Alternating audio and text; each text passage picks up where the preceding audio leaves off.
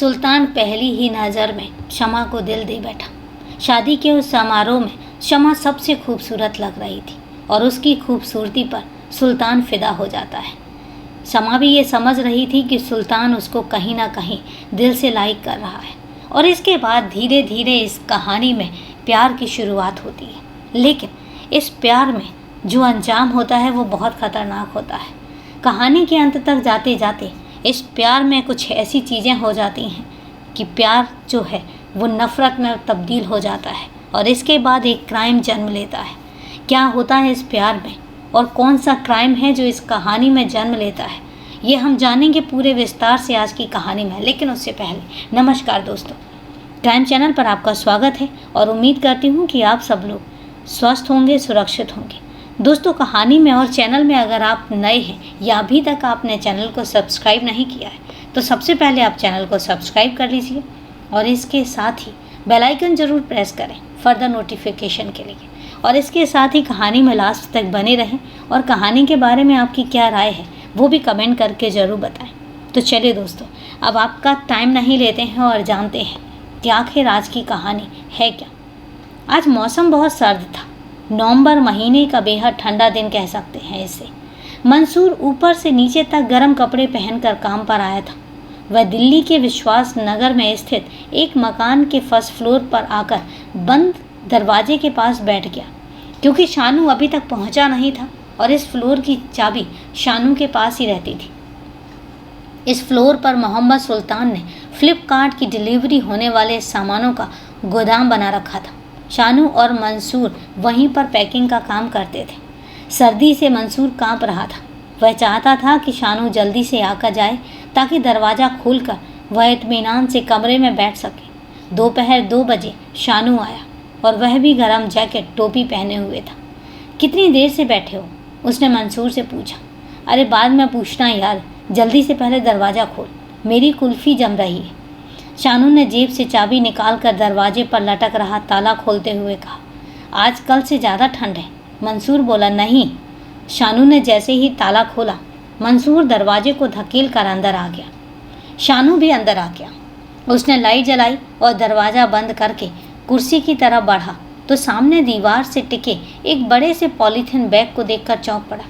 इतना बड़ा बैग यहाँ कहाँ से आ गया? हमारे यहाँ तो छोटे बंडल ही पैक होते हैं। सुल्तान ने माल मंगवाया होगा। यह तो सुल्तान ही बताएगा कि उसने फ्लिपकार्ट से क्या आइटम मंगवाया है। मंसूर ने बैग पर एक सरसरी नज़र डालकर कहा और कुर्सी सरका कर बैठ गया। शानू भी वहीं बैठा हुआ था। यह सुल्तान का ऑफिस नुमा गोदाम था। वह यहाँ ई-कॉमर्स कंपनी फ्लिपकार्ट का माल मंगवाकर ऑनलाइन बेचता था। मंसूर और शानू उसके लिए काम करते थे एज अ हेल्पर। सुल्तान ने उन्हें अच्छी तनख्वाह पर काम पर लगा रखा था। दोनों बहुत ही भरोसे के आदमी भी थे। सुल्तान के इस ऑफिस की एक चाबी शानू के पास रहती थी, एक सुल्तान अपने पास रखता था। सुल्तान की गैर मौजूदगी में ऑफिस खोल लेता था और उनकी ड्यूटी 1:30 बजे से रात 9 बजे तक की थी। दोनों अपने काम में लग गए। जो माल का ऑर्डर सुल्तान ने रजिस्टर में दर्ज किया हुआ था उसकी वे पैकिंग बनाने में लग गए और वो काम में इस कदर मशगूल हुए कि उन्हें समय का कुछ पता ही नहीं चला। शाम के 6:30 बजे मंसूर उठा और बाथरूम की ओर गया। जब वह वापस आया तो उसने दीवार से सटे बैग की ओर देखा। उसमें से हल्की सी बदबू आ रही थी। नथनों को सिकोड़ कर उसने लंबी सांस खींची तो उसका जी खराब हो गया। तेज बदबू आकर नाक में समा गई। यार शानू, मुझे कुछ बदबू सी आ रही है, मंसूर ने पूछा। हाँ, मैं काफ़ी समय से महसूस कर रहा हूँ कि कमरे में अजीब सी बदबू भरी हुई है, ऐसी जैसे कोई चीज़ सड़ रही हो। तू खामोशी से काम करता रहे, इसलिए मैंने कुछ नहीं बोला। यह बदबू इस पॉलीथिन बैग से आ रही है। मैंने अभी ज़ोर से सांस ली तो मुझे महसूस हुआ। ज़रा देख तो इसमें क्या चीज़ है, मंसूर ने कहा। शानू अपनी कुर्सी से खड़ा हो गया। पॉलीथिन बैग के पास आकर रख के उसने रस्सी खोली तो उसके मुंह से दहशत भरी एक चीख निकल गई। लाश! लाश का नाम सुनते ही मंसूर घबरा गया। वह लपक कर पास आ गया। उसने बैग के खुले मुंह के अंदर झांका तो उसके हाथ पांव कांप गए। वह घबरा कर पीछे हट गया। शानू, इसमें तो किसी लड़की की लाश है। चल यहाँ से भाग चलते हैं। अरे भागने से तो हम ही फंस जाएंगे, शानू हिम्मत बटोर कर बोला। सभी जानते हैं कि हम यहाँ दोपहर की ड्यूटी में काम करने आते हैं, तो क्या करें, मंसूर ने पूछा। पुलिस को फ़ोन करते हैं, ऐसा करने से हमारी जिम्मेदारी पुलिस महसूस करेगी और हम लपेटे में नहीं आएंगे। चल, तू जैसा ठीक समझे। नीचे पब्लिक बूथ से हम पुलिस को यहाँ लाश मिलने की जानकारी दे देते हैं। शानू ने सिर हिलाया और मंसूर के साथ वह पहली मंजिल से नीचे गली में आ गया। नीचे पब्लिक बूथ से शानू ने उसी समय फर्श बाजार थाने की पुलिस को विश्वास नगर की गली नंबर 10 के मकान नंबर D510 में एक युवती की लाश पड़ी होने की सूचना दे दी। दोनों इस वक्त काफ़ी डरे हुए थे। मंसूर ने कांपती हुई आवाज़ में शानू से कहा, तुम सुल्तान को भी फ़ोन कर दो, वह यहाँ आ जाएगा। शानू ने अपने मोबाइल से सुल्तान को फ़ोन मिलाया तो दूसरी ओर से स्विच ऑफ होने की सूचना मिली। काफ़ी समय तक वह सुल्तान से संपर्क करने की कोशिश करता रहा, लेकिन उसका फ़ोन स्विच ऑफ ही बताता रहा। इसी बीच वहाँ पर पुलिस की जीप आ गई। पुलिस जिप्सी से इंस्पेक्टर बाबूलाल उतरे। उनके साथ 2 पुलिसकर्मी भी थे। शानू और मंसूर उनके पास आ गए। बाबूलाल ने दोनों को सिर से पांव तक देखा और पूछा, क्या तुमने ही पुलिस को फ़ोन किया था? हाँ सर, लाश कहाँ है? आप आइए, शानू हिम्मत बटोर कर बोला और सीढ़ियों से उनको ऊपर के लिए ले गया। कमरे में लाकर उसने पॉलीथीन बैग दिखा दिया। इंस्पेक्टर बाबूलाल ने आगे बढ़कर पॉलीथीन बैग को टटोला। अंदर युवती की लाश देखकर उन्होंने सबसे पहले इसकी जानकारी उच्चाधिकारियों को दे दी। फॉरेंसिक टीम को भी उन्होंने इत्तला कर दिया। उन्होंने उच्चाधिकारियों के आने तक कमरे का निरीक्षण किया और शानू तथा मंसूर से पूछताछ करते रहे। यहाँ क्या काम होता है? साहब, हमारे मालिक का नाम है मोहम्मद सुल्तान। यहाँ पर वह ई-कॉमर्स फ्लिपकार्ट से माल मंगवाकर ऑनलाइन सप्लाई करते हैं। मैं और मंसूर उनके पास काम करते हैं। यह लाश यहाँ गोदाम में किसने लाकर रखी है? मालूम नहीं साहब।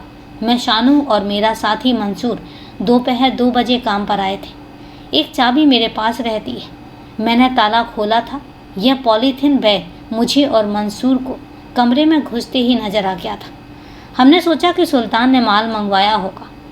ज़्यादा इस पर ध्यान न देकर हम अपने काम करने में व्यस्त हो गए। 2-2.5 घंटे बाद मंसूर और मुझे बदबू सी महसूस हुई तो मैंने बैग देखने की इच्छा से इसका मुंह खोल दिया। अंदर नज़र पड़ी तो दहशत से मेरी चीख निकल गई। अंदर युवती की लाश देखकर हम दोनों घबरा गए और फिर हमने पब्लिक बूथ से फ़ोन करके थाने में इत्तला दे दी। मोहम्मद सुल्तान आज नहीं आया क्या? इंस्पेक्टर बाबूलाल ने पूछा। वह सुबह आते हैं, किसी दिन नहीं भी आते हैं तो फ़ोन से हमारी बात हो जाती है। आज वह यहाँ आए थे या नहीं मालूम नहीं, उनका फ़ोन भी स्विच ऑफ आ रहा है। सुल्तान का नंबर लिखवा दो मुझे। शानू ने सुल्तान का नंबर बता दिया। इंस्पेक्टर बाबूलाल ने यह नंबर अपने फ़ोन से मिलाया तो उन्हें भी स्विच ऑफ होने का संदेश सुनाई दिया। नीचे DCP Rohit Meena, additional DCP Rajiv Kumar, ACP Vijay Nagar और एसीपी गुरुदेव आ गए। वह सब ऊपर कमरे में आए। फॉरेंसिक टीम भी उनके साथ आ गई थी। फॉरेंसिक टीम ने डीसीपी रोहित मीणा के इशारे पर अपना काम शुरू कर दिया। पॉलीथीन बैग के ऊपर से फिंगरप्रिंट उठाने के बाद उसकी फ़ोटोग्राफी की गई और फिर उसमें से लाश को बाहर निकाला गया। यह 20-22 साल की जवान लड़की की लाश थी। उसके हाथ पांव रस्सी से बंधे हुए थे और गले में चुन्नी लिपटी थी। चुन्नी से उसका गला घोंटा गया था क्योंकि युवती की आंखें दम घुटने की वजह से फट पड़ी थी। वह छरहरे जिस्म वाली खूबसूरत लड़की थी। शानू और मंसूर उस युवती की लाश देखकर हैरत में आ गए। इंस्पेक्टर बाबूलाल ने यह बात महसूस की तो शानू के पास आ गए। कौन है यह लड़की? शानू के चेहरे पर नजरें जमाकर उन्होंने धीरे से पूछा। इसका नाम शमा है साहब, यह हमारे मालिक की मंगेतर है। ओह, इंस्पेक्टर बाबूलाल ने होंठ सिकोड़े। तुम्हारा मालिक सुल्तान मोबाइल स्विच ऑफ करके बैठा है। जाहिर है कि उसने अपनी मंगेतर की गला घोंटकर हत्या की है। ऐसा नहीं है साहब, हमारे मालिक सुल्तान तो शमा भाभी को दिल से प्यार करते थे। शानू ने अपनी बात कही तो इंस्पेक्टर बाबूलाल मुस्कुरा दिए। ऐसी बात है तो वह फिर फ़ोन स्विच ऑफ करके क्यों बैठा है? यह तो मैं भी नहीं बता सकता साहब। शमा कहाँ रहती है और तुम्हारे मालिक सुल्तान का ठिकाना कहाँ है? सब कुछ सही सही हमें नोट करवा दो। झूठ बोलोगे तो मैं तुम्हें अंदर कर दूंगा। शानू ने शमा और सुल्तान दोनों के एड्रेसेस इंस्पेक्टर को दे दिए। डीसीपी रोहित मीणा और एडिशनल डीसीपी राजीव कुमार ने लाश का बारीकी से निरीक्षण किया। यह युवती का गला घोंटकर हत्या किए जाने का मामला था। फॉरेंसिक टीम ने अपनी ओर से सारे सबूत एकत्रित कर लिए। इंस्पेक्टर बाबूलाल ने अधिकारियों को शानू द्वारा पूछताछ में मिली जानकारी दे दी। पुलिस को मृतका का नाम और पता मालूम हो गया था। उनका पूरा संदेह सुल्तान पर जा रहा था। उन्होंने इंस्पेक्टर बाबूलाल को निर्देश दिया वह मोहम्मद सुल्तान को दोषी मानकर अपनी जांच आगे बढ़ाएं और इसके बाद उच्चाधिकारी वहां से चले गए। लाश की कागजी कार्रवाई निपटाने के बाद उसे पोस्टमार्टम हेतु सरकारी अस्पताल भेज दिया। इंस्पेक्टर बाबूलाल ने सुल्तान का फ़ोन फिर मिलाया, किंतु वह अभी भी स्विच ऑफ ही आ रहा था। थाने आकर उन्होंने मुकदमा संख्या 548/23 आईपीसी की धारा 302/201 के अंतर्गत मामला रजिस्टर में दर्ज कर लिया। उसी दिन 25 जनवरी 2023 की रात करीब 10 बजे शमा के परिजन थाना फर्श बाजार सादरा पहुंचे। उन्होंने थाने में शमा की गुमशुदगी दर्ज करवाई। उस वक्त इंस्पेक्टर बाबूलाल थाने में ही मौजूद थे। शमा की हत्या का केस डीसीपी रोहित मीणा ने उन्हें ही देखने के लिए कहा था और इस सिलसिले में वह फर्श बाजार के एसएचओ अमूल त्यागी के साथ बैठकर विचार विमर्श कर रहे थे। तभी एक सिपाही ने यह सूचना दी कि शमा नाम की लड़की की गुमशुदगी दर्ज करवाने उसके परिजन आए। इंस्पेक्टर बाबूलाल और एसएचओ अमूल त्यागी उठकर अपने कक्ष से बाहर आ गए। वहां बाहर शमा की अम्मी और चाचा खड़े थे। आप ही शमा की गुमशुदगी दर्ज करवाने आई हैं? इंस्पेक्टर बाबूलाल ने पूछा। जी साहब, मेरी बच्ची सुबह अपने काम पर गई थी और वह अभी तक वापस नहीं आई। हम यहाँ उसकी गुमशुदगी दर्ज करवाने आए हैं। आप मेरी बच्ची को ढूंढ दीजिए, शमा की अम्मी गिड़गिड़ाते हुए बोली। शमा कहाँ काम करती है? जी, हेडगेवार हॉस्पिटल के पास ब्यूटी पार्लर है और वह वहीं पर काम पर जाती थी। आपको किसी पर संदेह है क्या? मुझे सुल्तान पर शक है साहब। मेरी बेटी शमा उससे प्यार करती है और उसी के साथ शमा की शादी हम लोगों ने तय कर दी थी। लेकिन क्या? बाबूलाल ने शमा की अम्मी के चेहरे पर नजरें जमाकर पूछा। सुल्तान चालाक है, वह मेरी बेटी के लायक नहीं है, लेकिन शमा की खातिर हमें सुल्तान की अम्मी के आगे झुकना पड़ा। अब देखें आप, हम दोपहर से सुल्तान को फ़ोन लगा रहे हैं, लेकिन वह फ़ोन उठा ही नहीं रहा। अब तो उसका फ़ोन भी बंद आ रहा है। वह फ़ोन उठाएगा भी नहीं। इंस्पेक्टर बाबूलाल गंभीर हो गए, क्योंकि वह शमा की हत्या करके फरार हो चुका है। इंस्पेक्टर बाबूलाल के मुंह से यह सुनते ही शमा की माँ दहाड़े मार कर रोने लगी। अन्य परिजन भी गमगीन हो गए। कुछ देर तक वहाँ पर गम का माहौल बना रहा। फिर शमा की माँ ने सिसकते हुए पूछा, यह आप किस आधार पर कह रहे हैं कि मेरी बेटी शमा की हत्या हो गई है? हमने शमा को विश्वास नगर की गली नंबर 10 से उसकी लाश बरामद की है और उसका गला घोंटकर मारा गया है। अब उसकी लाश पोस्टमार्टम के लिए जिला अस्पताल में है। आप लोग वहां जाकर पोस्टमार्टम के बाद लाश को अपने कब्जे में लेकर उसका क्रियाकर्म करवाइए। मैं आप लोगों के साथ सिपाही यतेंद्र को भेज रहा हूँ। साहब, मेरी बेटी के कातिल सुल्तान ही है।